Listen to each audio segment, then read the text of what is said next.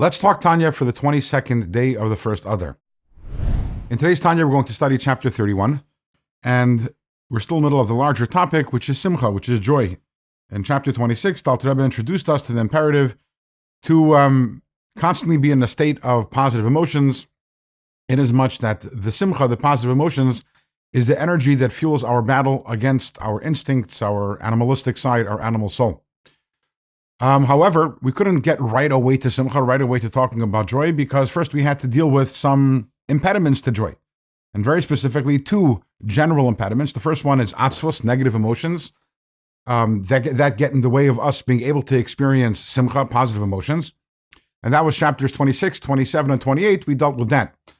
And then there's another issue, timtum halev, when a person has an unresponsive heart, a person is apathetic and emotionally numb, which is also an impediment to joy. And that was the topic of chapters 29 and 30. And now we are ready to move on to actually proactively figuring out how do we infuse our lives with simcha, our life with positive emotions, joy, happiness, optimism, confidence, etc.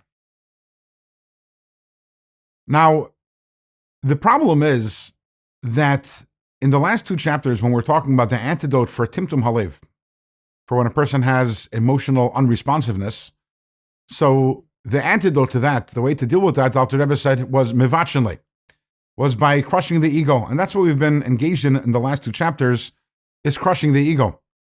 And that was a tough time. And we learned a lot of things about ourselves, which maybe we didn't want to hear about ourselves, about the lowliness of our animal soul, the lowliness of our body, the spiritual unrefinement. There's a lot not to like. And the obvious question is, yes, we might have dealt with the timtum halev, we might have dealt with the emotional unresponsiveness, and maybe we got rid of that. But how now do we transition to a place of happiness when we are so broken, when we're so shattered, when we're so crushed?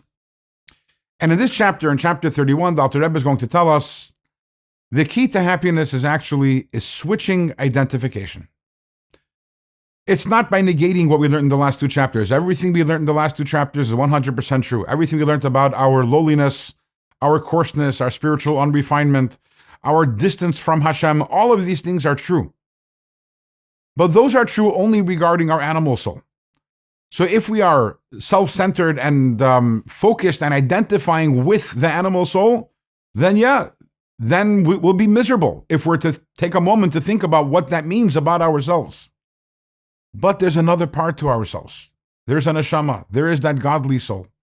And if we could switch identification, meaning instead of identifying with the animal soul and its goals and its agenda, we begin to identify with the godly soul and its goals, its agenda, real and true happiness is waiting for us, because the godly soul really does experience true happiness.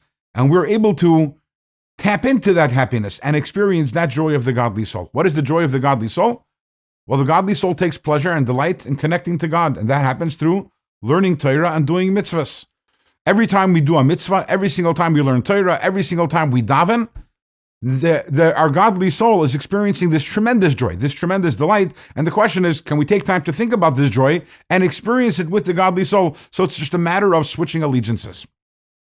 So that's one way of looking at it, of saying, well, the way to be happy instead of miserable is by identifying with the godly soul instead of identifying with the animal soul. And we'll talk a little more about why it's so important and why true happiness can only come through identification with the godly soul. We'll talk more about that tomorrow, God willing.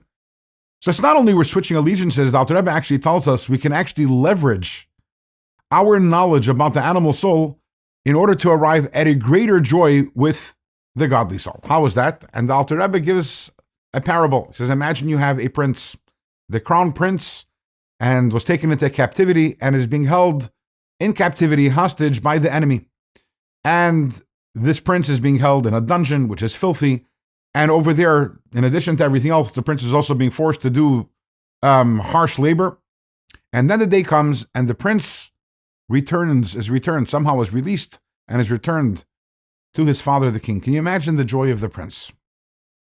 The Alter Rebbe says that is the story that we experience every single time we daven, we learn Torah, we do a mitzvah. There is a prince within us. The neshama, our neshama is a child of God. And the prince is in captivity. It's captivity within our body, within the animal soul, within the filth that's languishing over there.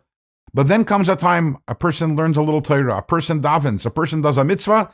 That is the prince within going and reuniting with God, and it experiences incredible joy. And here's the amazing thing. The more repulsive, the more lowly your body and your animal soul, the greater the harshness of the captivity, the greater the joy.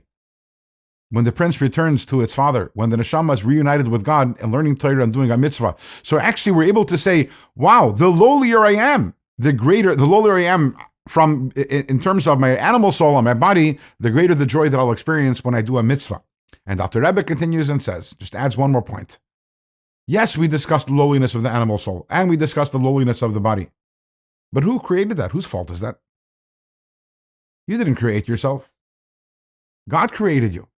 Why did God create you in this way? Why did God create me in this way? Why did God give us this lowly and detestable animal soul and body? It is in order to elevate it through the study of Torah and through learning mitzvahs. So that also should be part of my calculation. I will have the simcha, I will learn Torah, I will do mitzvahs, knowing that I'm identifying with the soul, and through that also redeeming the lowliness of the world and of my body, because ultimately that's the purpose of everything, is that through learning Torah and doing mitzvahs, we elevate everything, including our bodies, as we will learn about in the future chapters of Tanya. With this, we've concluded chapter 31, and tomorrow we're going to start chapter 32, which is a little break in the larger topic of joy, and we're going to be talking instead about Ahavas Yisrael, love for our fellow Jew. What's the connection? We'll find that out tomorrow.